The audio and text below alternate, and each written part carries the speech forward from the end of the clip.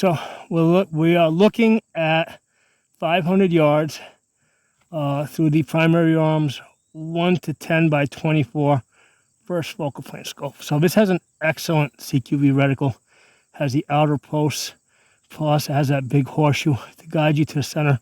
So that's really great. Like if you're moving, let's say from here to here, I'm in a prone position, so it's kind of hard to swivel, but I just wanted to give you an idea of how quickly and easily you can track. So I got a paper target out there at 500 yards. Let me zoom in. Okay, so right there, I'm at about 4 magnification. Let's go up to 10 magnification. So I got the sun setting almost in front of me. So, but that's what that target that you're seeing over there is the size of a man from the belt to the head. Okay, so that's half the size of a man. So at 500 yards, what I would, for range estimating, if I didn't know the distance, you can see how off here to the left, I can easily range estimate that 500 yards, right? You can also do it on the other side, 500 yards. Okay, so at 500 yards, the hole that I would use with my 223, using a 50-yard zero, is the 3 mil line right there. Okay, so nice thing about this, it does have a grid, so if you're able to spot your impacts, you can adjust. However, with 223, you're not going to be able to spot the impacts very well. You will with a 308 if you have the right background. I mean, you could do it with a 223 if you're shooting to like a dusty, clean dirt background. But against this kind of a background, the impacts are going to disappear into the back. So you're not going to be able to spot the impacts. So that's how it's going to be. I'm talking a little weird because I'm in this prone position. It's not easy to talk. That's the 500 yards. Zoom you guys back. Maybe we'll move up to 400 yards so you guys can get a look. Pause the camera.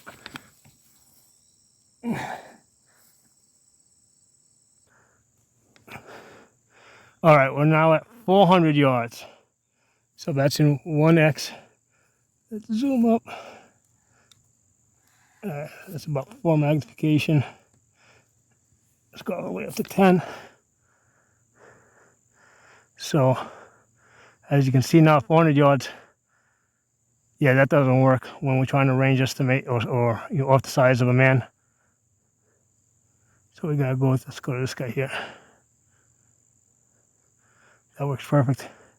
So that's half the size of a man. I've measured it against myself. So belt to head. You can see how that's matching up perfectly. Do it on either side. 400 yards. So for this, I'd be shooting right there. That's my hold. The 2 mil line. That first line. Which would also match up to the shoulders. That paper's a tad bit wider than me, so works pretty good. So I'll be using that. So you guys back. I get about 3, all the way to 1. 4.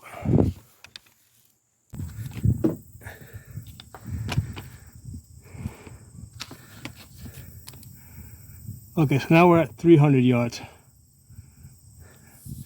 So that white target out there is half the size of a man. So that was 1x. About, what was that? That's about 3.5x. 3.5x. That's where the point where the 3.5 is where the what do you call this thing? The throw lever is like completely vertical. So that's going to be almost like a default position. If your default position is going to be 1x, but then like the next position is going to be this 3.5 where it's completely vertical. That's where you're most likely going to want to go.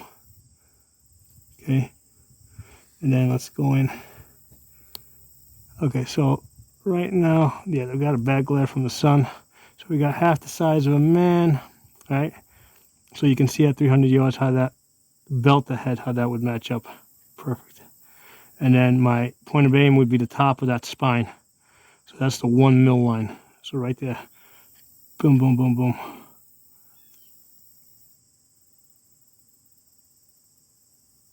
At 300 yards, at 300 yards, I think the inner legs of the horseshoe should match, but that paper's a little bit wider than the man. So that's why that's not working out. Yeah, so that's what, now I remember. So on a man-sized target, that's about 18 to 20 inches across. The legs at the bottom of the horseshoe would match up to his shoulders. And at 200 yards, I think the outer horseshoe matches up to his shoulders.